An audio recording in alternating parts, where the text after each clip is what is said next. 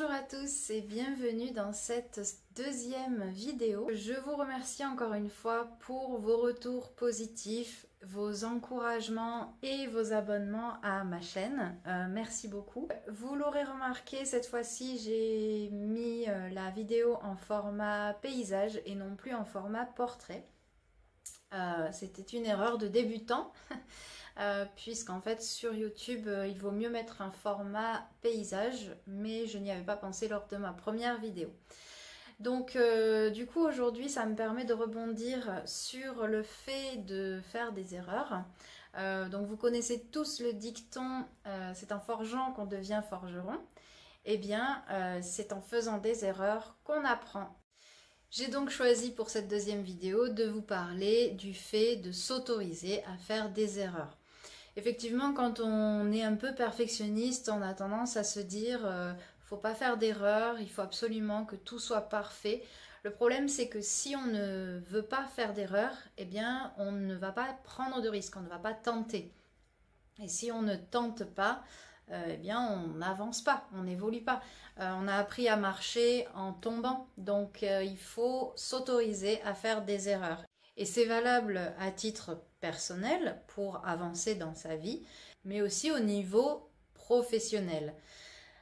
Si vous êtes manager, par exemple, eh bien, vous devez laisser la possibilité à vos collaborateurs de faire des erreurs. Pourquoi? Tout simplement parce que si vous leur donnez le sentiment que l'erreur n'est pas permise, eh bien, ils vont être bridés au niveau de leur créativité et ne pas oser, ne pas prendre de décisions, ne pas aller chercher de nouvelles idées.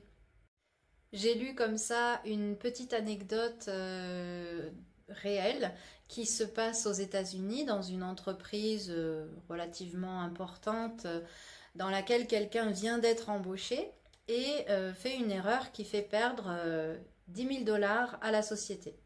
Donc il s'en veut énormément, il culpabilise et il est convoqué dans le bureau du directeur. Donc là il panique un petit peu, il se dit je vais me faire renvoyer avec cette erreur, j'ai coûté énormément à l'entreprise, c'est sûr je vais me faire renvoyer.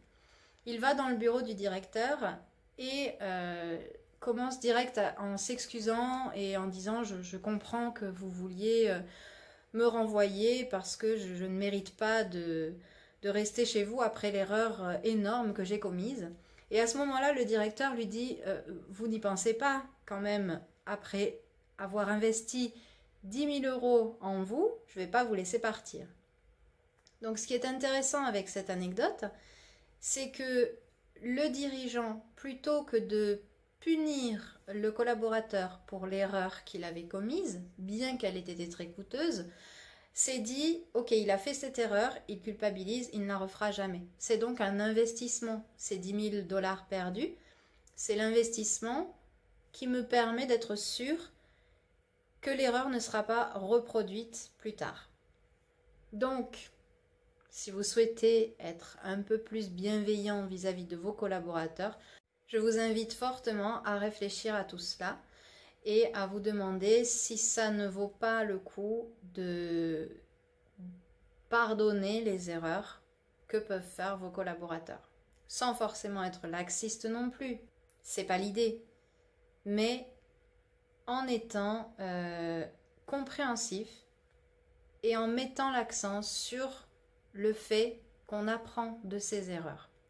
Et je pense qu'un collaborateur qui a ce genre de discours de la part de son manager se sentira suffisamment en confiance pour oser à nouveau prendre des initiatives et il aura en plus appris de son erreur, ce qui lui permettra de prendre de meilleures initiatives et donc d'être plus performant.